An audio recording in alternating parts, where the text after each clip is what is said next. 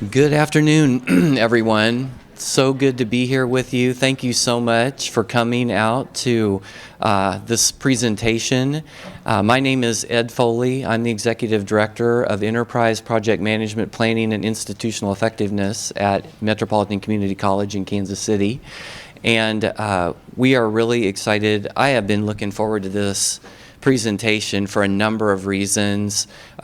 MCC has made a real commitment to the importance of a strategic plan and being able to share that with all of you, and looking forward to dialoguing with all of you. But I am also absolutely so excited to get to present alongside Chancellor Dr. Kimberly Beatty, and her commitment to this work has made all the difference in the world. So Chancellor, I'll let you take it from there. Good afternoon, everyone. Thank you so much for being here. The fact that you're here means you're nerds like us and you love strategic plan, or you work at MCC and you feel compelled that you have to be here. So I think we thought we would start off with a little bit of a group activity, just what everybody loves, a group activity. But we want you to just talk with your neighbor or write down one thing that you've seen work well with strategic planning, and then one thing that has been a struggle. Strategic planning is a process, but as you think about it at your own institutions, previous institutions, or even other businesses that you've been involved in, what works well and what has been a struggle? We'll give you just a minute to do that.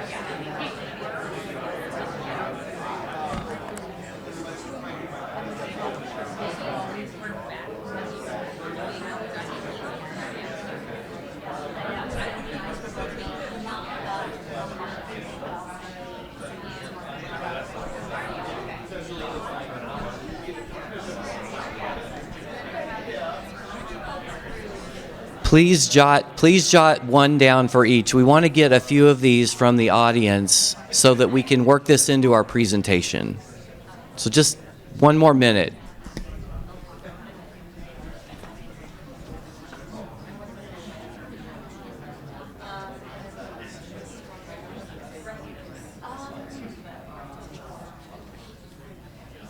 So I'll do that part, and then you're going to do the next few slides based on.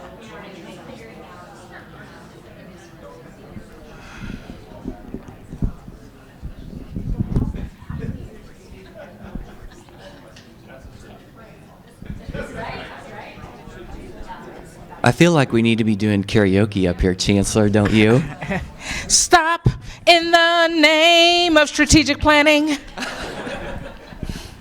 All right, let's get some of the ideas real quick so we can make sure that we touch on them. How about here? You want both? Work well, struggle? Uh-huh. Yeah. Having a lot of different people involved works well. Okay. Lots of constituents. And one thing that's been a struggle is using data to make decisions about what you need to do. All right, what works well at Crowder College is getting a lot of people involved, and what's been a struggle is getting the data to inform it moving forward, or just to inform it. Well, we've got data. We don't like what it says. That's not our institution. That data is wrong. Culture of evidence. Okay. All right, how about on this side of the room? Volunteer, thank you. I'm sitting next, I'm from Mark from Ozarks Technical Community College. I'm sitting next to strategic planning colleagues. Okay. Excellent. If I say the wrong thing, I'm going to get a knife. But what works really well is anytime we have a new initiative or anything like that, we have to tie it back to the strategic plan. We even see in department meetings and things like that, so we discuss doing this thing, and they say this is part of strategic initiative 1, goal 2, and so, we're not just doing stuff because we want to do it, we're doing it because it's back to the strategic plan. And I'm in public relations, but what I think one thing that is a struggle, and I don't think it's just a struggle at our institution, is just making sure that rank and file employees understand the value of it. And we have some who do, and some who don't, but just making sure that they understand, it's not just something they need to do it, that there is this value. So continuity and commitment to the plan is a struggle throughout the organization. And then one of the great things is the linkages to the, I call it the cascading. So everything that we do is related. Okay, one more. Let's This side? hit this side of the room. Yes. So I am at St. Charles Community College, Uh-huh. and we talked about how the benefit is having multiple stakeholders, including faculty, because everybody has to have ownership and buy-in. Mm-hmm. And then the struggle is having outcomes that are not measurable. Understand is not measurable.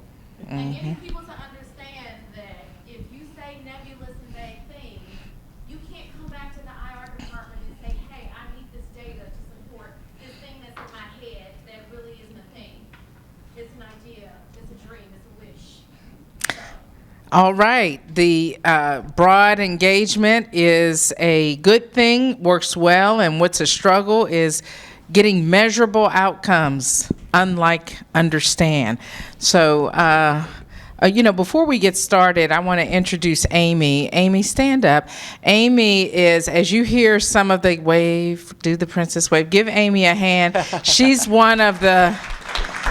Thank you, Amy. She's one of the key folks in the office that have assisted Ed and made this come to fruition, and a lot of the things you're going to hear about, I'm sure he's going to reference some of the hard work that they did. So I'm going to turn it over to you, Ed. Okay, thank you. Really appreciate those comments, and it just works out great for us as we're talking through here to connect with some of what's been shared and how we have looked at approaching this. So we're going to have this discussion in 3 parts. And the first part is, how do you go about developing an inclusive plan? And right off the bat, we made a focus of having this plan be very understandable and tangible for all of our employees and our community members. So we wanted to be very clear with our messaging and how we approached it. And so as we began this process, we identified 2 key tenets, and then our plan would be simply founded around 3 components. So 2 key tenets, 3 components. And the first tenet is, if it gets measured, it gets managed. Now, that doesn't say everything has to be measured to be managed, but when you inherently measure something, you dial in on it more tightly. It's human nature to want to do that. And so we made a commitment going into this that we were going to have, key performance indicators, where we're going to report those indicators and have data to show how we were doing. The second piece of it is, strategy is all about choices. Super simple and obvious, but it's something that we can all understand. You only have a finite amount of resources, and you can only do so much. And that is what is going to guide you to make those choices that have the most impact. Now, we knew we wanted to identify this and leverage it in creation of a strategic plan, and we wanted to identify a very few key themes so that everyone could rally behind them, and they would be, again, simple and easy to understand. So that was the approach we went there. Now, holding up that strategic plan are really 2 major intersecting pieces, something that we have called a strategy map, and I'm going to show that to you. And that is a visual way for every employee in one page to understand the nuances and what our strategic plan and all the components of our planning efforts at the college are about. And then the final piece is the annual impact that you want to put towards this plan, so that it doesn't just sit on a shelf so that you continue to keep those employees engaged and you help this process moving forward and you collectively have impact, and then we want to report that out. So as we began this journey, we knew these were the key elements, but we also wanted to have a framework. And we identified a framework called the Balance Scorecard, the BSC. And it is a very simple and straightforward but very powerful framework that we've utilized. It allows for alignment across your entire highest level goals so that the employees can understand and see, where do I connect into that, because it's tangible. The way we've taken these and cascaded them, it helps to bring understanding, and we've operationalized them through those annual institutional effectiveness plans. We also, using the Balanced Scorecard, allowed for us to not overemphasize something or de-emphasize something because it has perspectives that you use. And those perspectives are the consumer perspective, which in our case is the students, the community. There's also an operational perspective, so being a well-run machine, entity. There's a financial perspective. You have to ensure that you're, taking care of your bills, essentially. And then finally, there's the perspective of being your employees, your greatest asset. So those four perspectives allow us to ensure that we have balance. And lastly, we could customize it to MCC within that framework.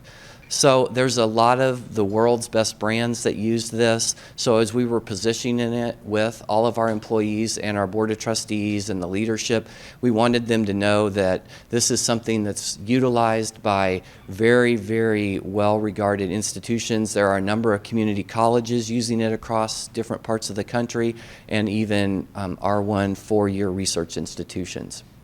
So we've identified the key tenets. We've identified the framework. Now, this document was really an anchor document to us as we did all of the work in planning. I hate PowerPoint slides that have little type and font, so don't focus on the black stuff. Just focus on there's 5 arrows up top there, and those are phases. And we spread this out over 18 months. It essentially was very simply 4 months a segment. And it started off with doing a lot of discussion. So having qualitative input, gaining perspectives. Then we took that and we went deeper to quantify it by doing surveys, by collecting actual data from, institutions and things like iPads and so forth. Once we had all this information, then we did the analysis on it, and we really used it to develop our themes and our goals, and it gave us time to have back and forth. And it was just incredibly fortunate that the chancellor knew the importance and had the plan to give us the time to do this, and we didn't have to rush through it and put it together in 6 months. And so it gave us time to go back and forth and then do the process we needed to get the adoption with our leadership, with our board of trustees, and ultimately with our employees. And then finally we launched the plan. But the chancellor is going to talk now a little bit about some of the aspects that were part of this movement towards building this momentum behind it. Thank you, Ed. The first thing that was a pretty big deal was naming. MCC, we had from 2017 to 2020, MCC on the Move. I can't believe I'm struggling to remember that. And that was a indication of exactly where we were in time as an institution. We were moving, we needed to move, and we needed a strategic plan that kind of emulated that. So we had been running, and I'm sure those in the room will say we're still running, but now we're in a phase of we have to be renewed and kind of rethink and reimagine how we go about it. So there was a big naming campaign. There was really broad engagement across the institution in terms, I think they narrowed it down to 3, then we voted on those, and then we had the MCC Reimagined, and Ed worked with our marketing team to come up with a logo that kind of emulated that reimagining piece. So he mentioned collecting the data, and there were a lot of data points collected. 36 individual community leader interviews, 47 internal and external stakeholder meetings. That's from, across all stakeholders, including our board of trustees. Since this was over 18 months, we hit 2 board retreats because they needed to be in the vision and mission, and I can't remember if this is later, but they actually made a revision to the vision. 2 comprehensive surveys with students and alumni, 31 charrettes. Now, all of this happened during COVID, too. So 31 Zoom charrettes, and 38,000 comments and survey data points were collected. So it's difficult for us to swallow anybody at the college that says, I didn't have a chance or I wasn't involved in strategic planning, because I think this was all we were eating, breathing for that entire time. Is this? I can't remember this. Okay, so we have a team that we call the extended leadership team. I have an executive cabinet, then we have the extended leadership team, where it's all the deans and management levels across the institution. And I remember Ed coming to that meeting, it's about 55 people, and had all these different data points, and we worked together to bring those. I think we initially had 5 themes, and then we took it back out to the people to say, okay, what do you think? And we ended up narrowing it down to the 4 E's: emerge, evolve, embrace, and elevate. And so those 4 themes, or those 4 action E's, I'm not going to read what's on the screen, but those 4 E's are kind of the drivers for us. And I just want to say that the chancellor, who's very humble, she was the one that had the vision to come up with this 4E aspect. And that sounds so simple that, do we want to have all these things tie into the same letter? But you're rallying your troops here. You're bringing together all of your employees behind something, and you want them to get it.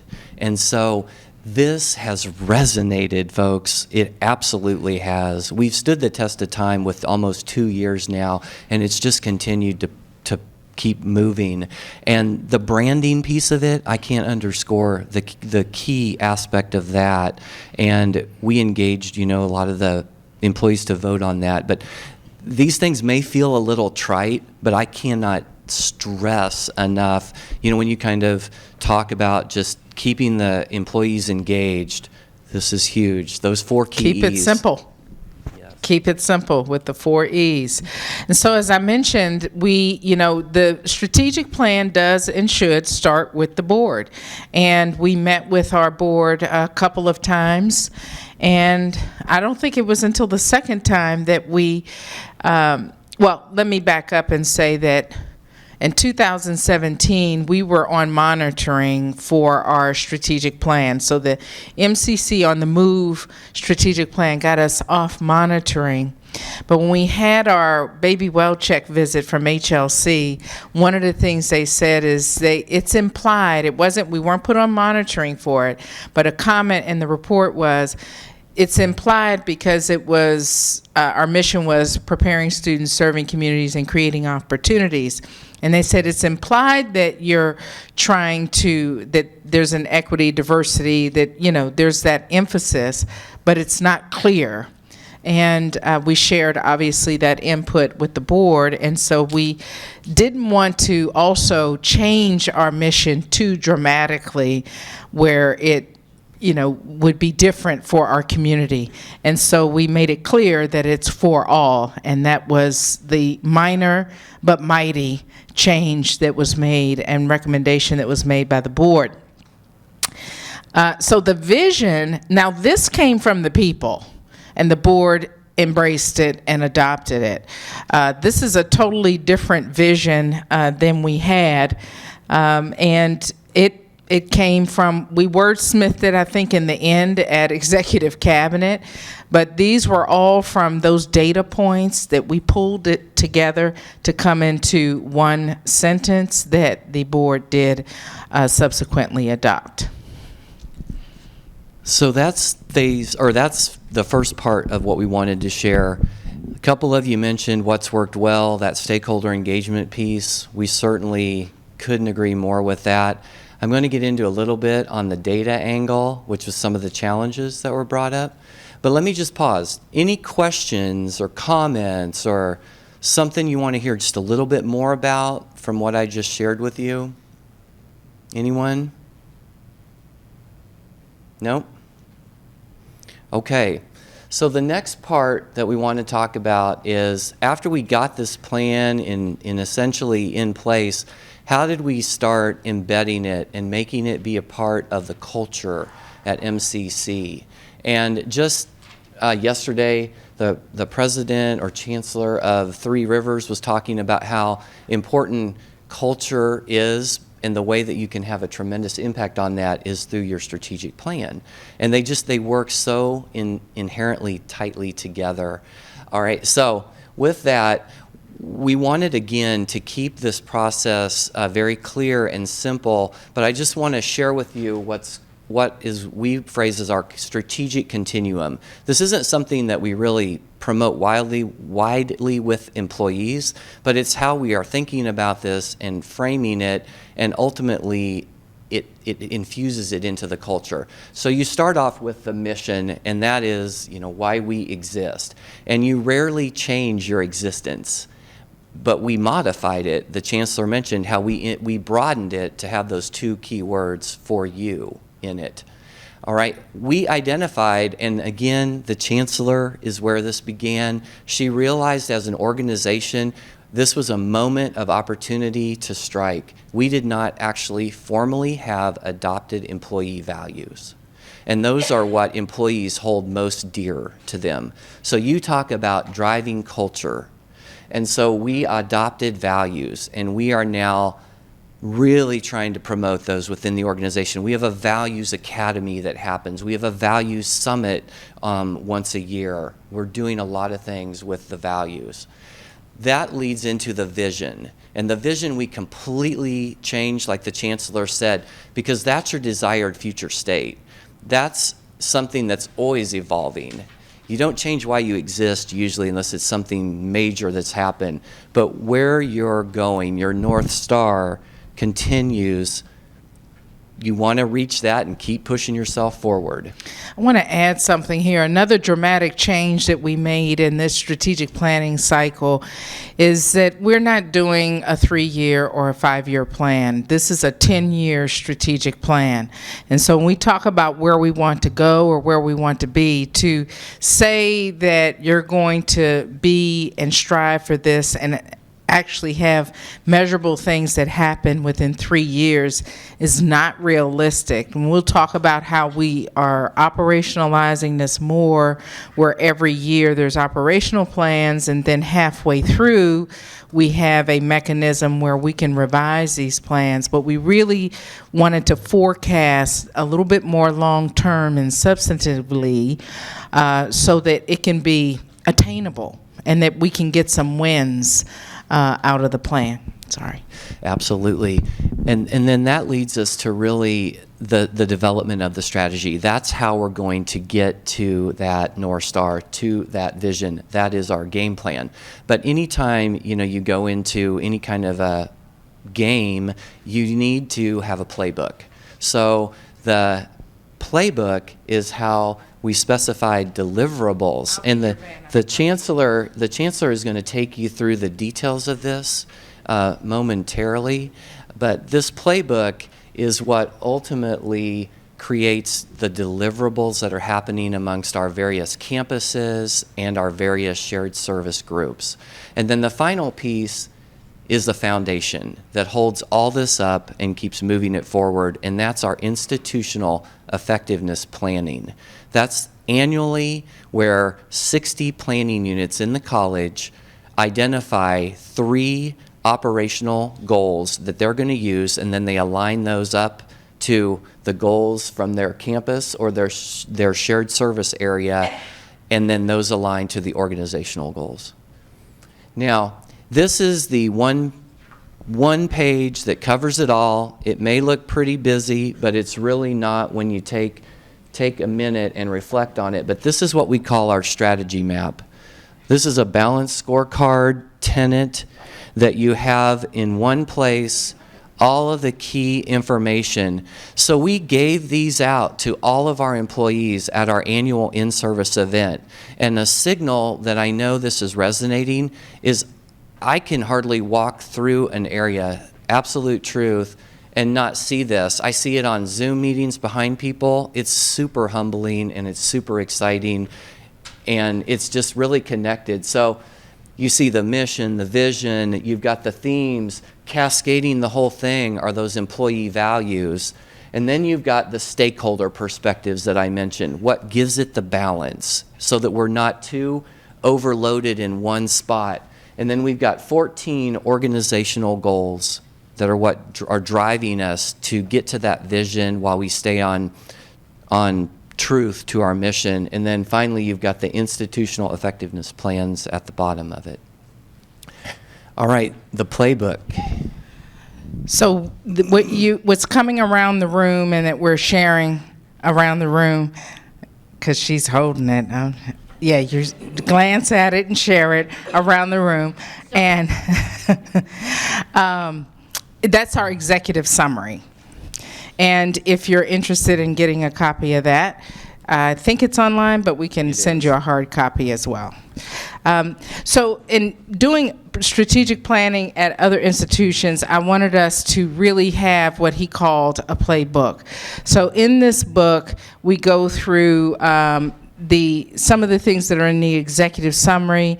Our board is highlighted in here. We do some of the economic, it's like surveying the land. What is the economic impact of the institution, how we serve Kansas City, but more importantly, each unit, pretty much identified by each cabinet member, has a plan that's in here that's more of a 3-year plan that has 3 goals, so every other goal that comes through our institutional effectiveness plans are tied to those goals. So I'll start this one in the middle to glance at and pass around, and there's another one there, Ed, that you can pass around. Thank you. So we've been really working hard to ingrain this in the culture, as mentioned. We've had, in our board meetings, every single item listed in the board book is tied to a strategic, one of the pillars of our plan. We include it in the budget process. If it doesn't fit, it doesn't get included in the budget process. And so even when we do budget requests, the budget request form has how's this connected to the strategic plan, and they have to identify it.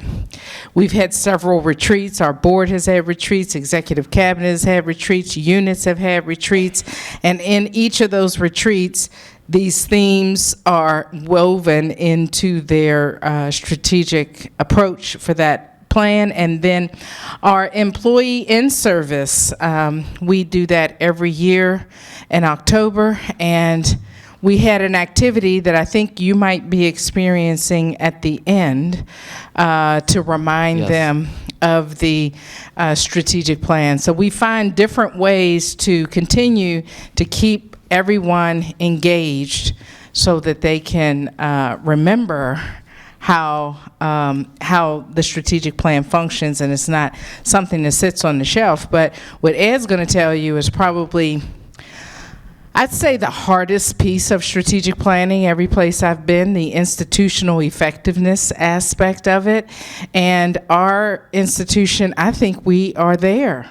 I think because we had 100% compliance. I hate to say compliance, but submissions. And I don't think people now look at it as they might look at it as, I got to do this thing. But it got done, and we didn't have to call supervisors or anything. I think people are beginning to understand the relevance, and there's a willingness to move the organization forward. So I'll let you take it from there. Absolutely. We tried to make this not be an arduous, heavy lift that would happen every year with our key planning unit managers, we call them. So there's 60 of those individuals across the college that annually, basically starting with the academic year, will open their institutional effectiveness plan, and then at the end of the academic year, they close it. And very simply, this is the components to the institutional effectiveness plan. I said they identify 3 operational goals, and then within those operational goals, they create alignment. They align to the shared service and campus plan. They align to the organizational goals. And then they also align to our Higher Learning Commission's 5 key criteria. And then they identify a tactic, at least one tactic for how they're going to move forward in reaching that goal. And then it has a performance measure and a target, so that there's context with the target. And then ultimately, when we close the loop, they do the yellow part, which is give the results and share whether or not they met what they were trying to achieve. And it's not at all punitive. It's about putting a spotlight. And once that's shared, they have the opportunity, the planning unit managers, to note if they want to request for the next fiscal year budget dollars to support that, or some other aspect to tell their story.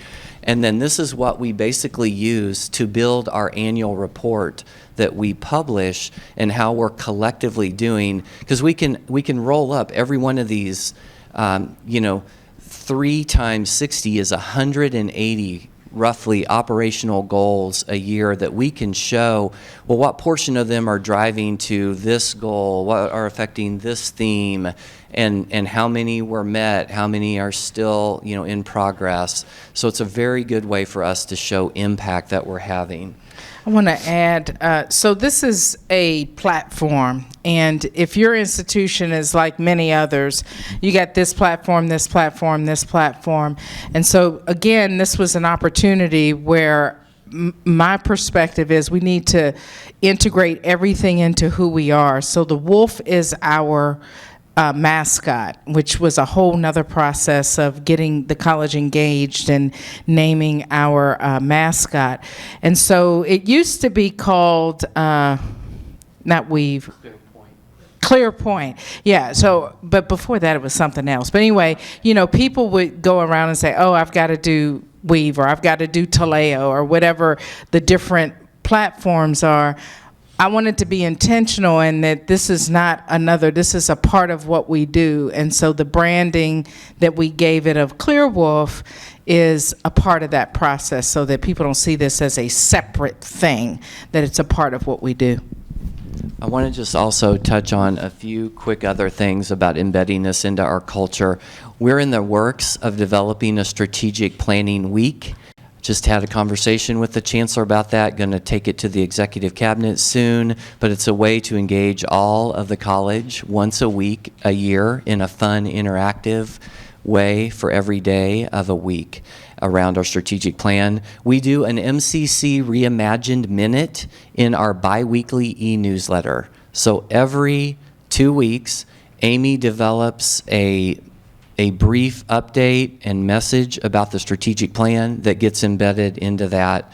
The chancellor, whenever she sends out updates, they're all branded and tagged around MCC Reimagined. And then, like I mentioned earlier, our values, our employee values, we're continuing, we're aligning all of our individual performance plans for all of our employees now around those values. We're working to, like I said, we have this Values Academy, so we're really starting to infuse those.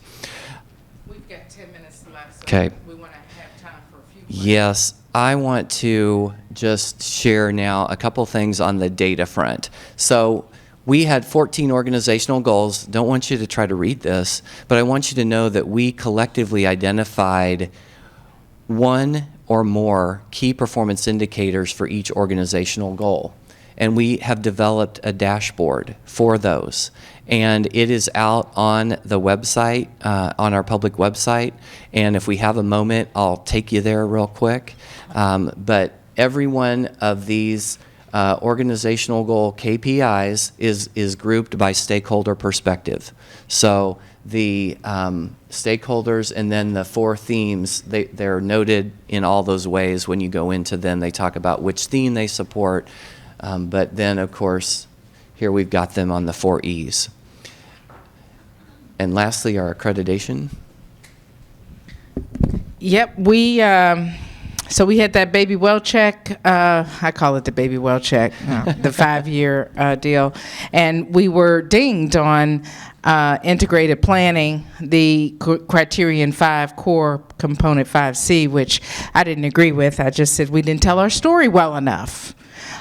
Which is what happens. But I think you can see how all of these different pieces, how we've woven it in, the budget book we publish, programs and how they request their dollars.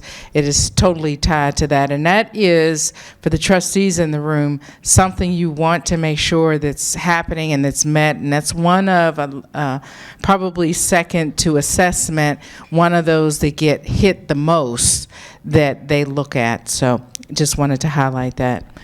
It's taken us to the website. I know we're running tight on time, and I would love to have some dialogue. If you want to go see any of this, go to mcckc.edu/strategic-plan. It's all right there. So on this page, you've got the KPI dashboard. You've got an interactive site that shows all of those operational goals by strategic theme, by goals.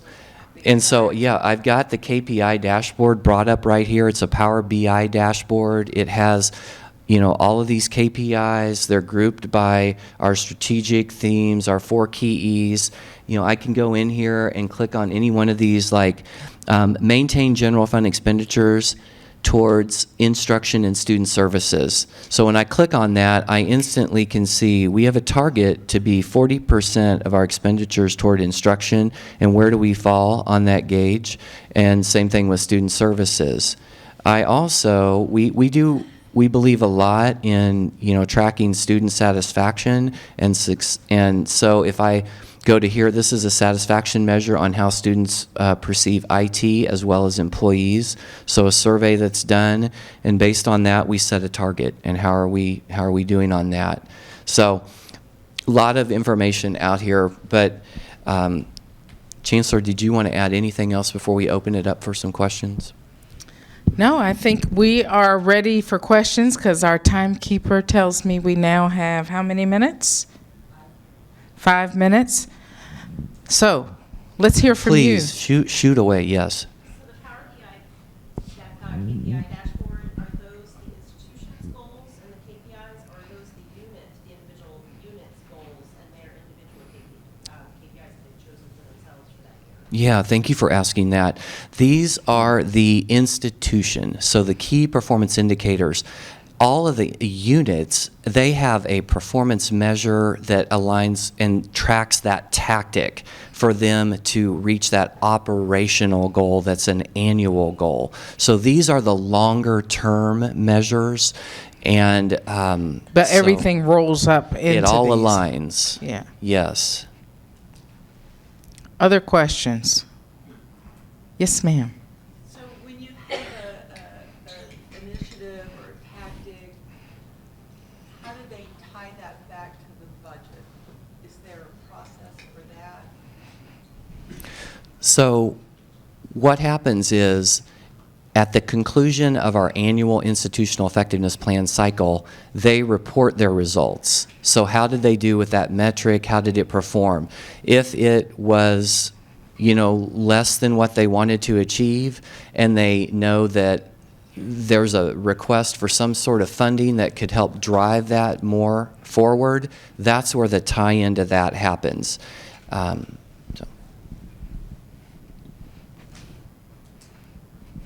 Yes, ma'am. In terms of your IEPs with your units and their operational goals,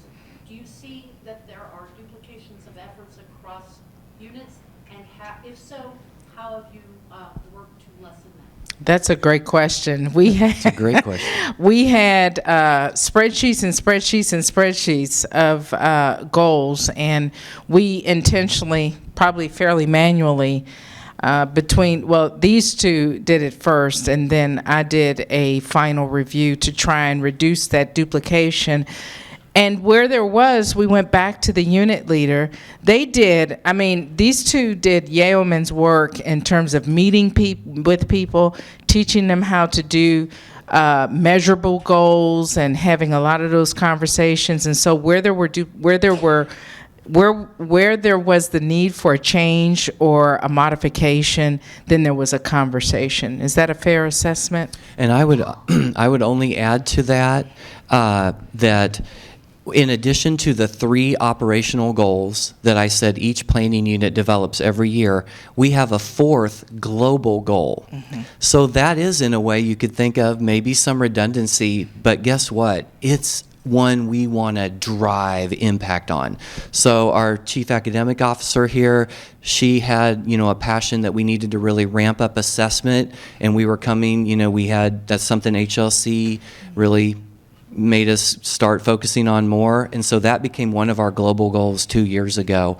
So it didn't matter what area. It wasn't that you had to be directly student facing.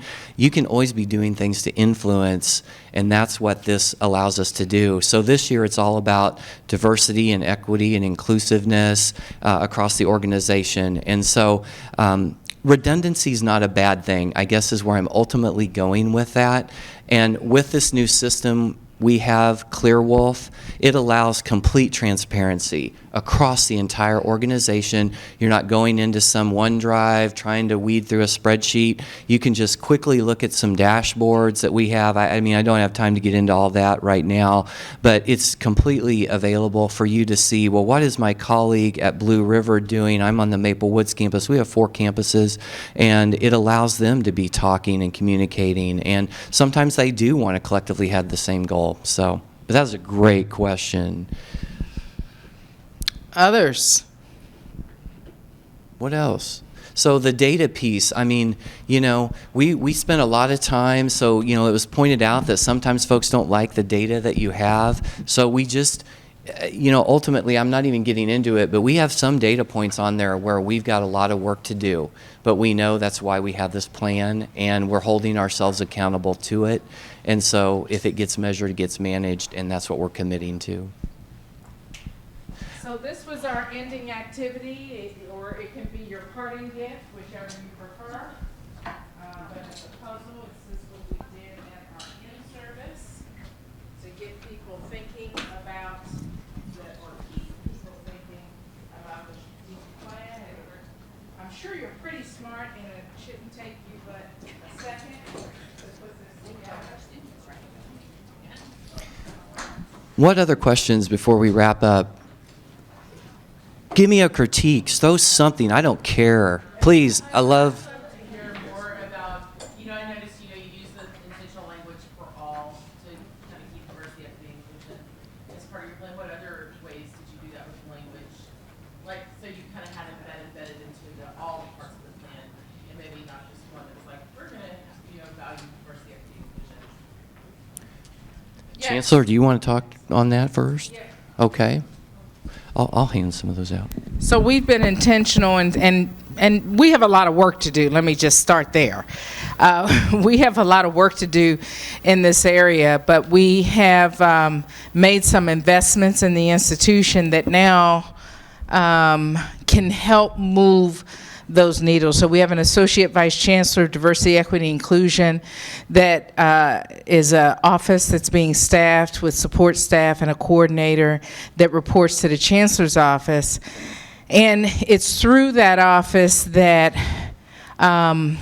syllabi, working with faculty, are being revised with an equity lens. All of our policies are being, so these are tactics that are being revised with an equity lens. So there's a lot of work now that can happen that might not be in your face, but we're hopeful that we'll see some results. For example, we want to see more diversity within our faculty ranks.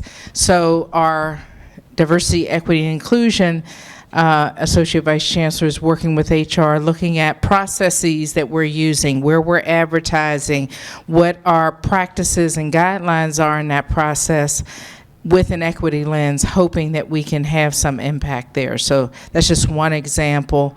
Policies, the syllabi, where it's kind of woven in there. Just to add to Yes. that, the global goal this year is the diversity, like, cabinet. Yeah. So it's like those global, Yeah, so every unit has to. Each person, everybody, we kind of look and see what other people are doing, but it's kind of coming this way too. Thank you. Yes, yes, please. Thank you for sharing. It's very comprehensive and thorough. One of the questions I have has to do with resource allocation. So as you get to multiple units that may have conflicting goals, how do you resource those opportunities? And who gets to say whether, I think I know the answer to this, who gets to say, no, we're putting it here versus here? You know, the culture change that I think we're working on is it doesn't always take money. The first step in our culture that we had to change was do this work because it might just be, hey, I need help. It's not that I'm not performing. It's we need an investment in this. And that might not always be money or people. And so we try to get people to think about it that way. But we bring all of those priorities up, and it's not just me, or maybe it's final me, but our executive cabinet, they do a great job in prioritizing as a group. They all group think about all of those things that we're going to prioritize. And then our CFO kind of has a floating dollar or a checkbook registry on the side, and sometimes we have to draw the line. Most times we have to draw the line where it doesn't fund everything. And then many times I challenge them, let's go back and look at what are some different ways we can do this where it doesn't necessarily take money. Have you thought about this way? So it's cumbersome, but everybody is involved in it. Yes, sir. So it was it 18 months from initial ideas to including all the survey analysis, data gathering to creating this dashboard?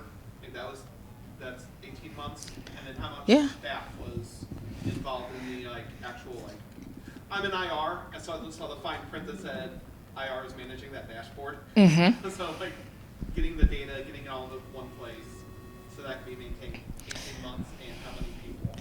So I won't say this is brilliant, but it's kind of brilliant that institutional effectiveness, IR, and IT all are housed in the same unit. And so they all report up to the same vice chancellor. So they have to work together. When I came to MCC, IT was over here doing their thing, IR was over here doing their thing, and was under-resourced, quite frankly, where the two are very intricately they have to work together. So that's what has helped. Our institutional effectiveness and strategic planning office is these two people right here.